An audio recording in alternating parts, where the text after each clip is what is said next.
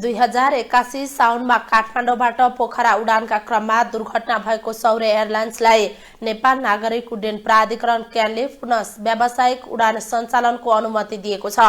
सौर्यलाई प्राविधिकरणले 2082 माघ 4 गते उडानमा लगाइएको निलम्बन फुकुवा गर्दै उसको एयर अपरेट सर्टिफिकेट एओसी नवीकरण गरिदिएको थियो। यो अनुमतिसँगै क्यानको निर्णय विवादमा तानिएको छ। दुर्घटनापछि छानबिन समितिले तोकेका शर्तहरू फास्ट ट्र्याक मार्फत पूरा गरेको देखाउँदै अनुमति दिए पनि सौर्य एयरलाइन्ससँग हाल सञ्चालनमा एउटा मात्रै जहाज रहेको तथ्य बाहिरिएपछि नियमन निकायको निर्णयमाथि गम्भीर प्रश्न उठेको हो। उड्डयन नियमावली अनुसार कुनै पनि वायु सेवाले नियमित व्यावसायिक उडान सञ्चालन गर्न कम्तीमा 3 वटा उडान योग्य जहाज हुन अनिवार्य मानिन्छ। तर सौर्य एयरलाइन्सको हकमा यो आधारभूत मापदण्ड नै उल्लङ्घन गरिएको दाबी छ।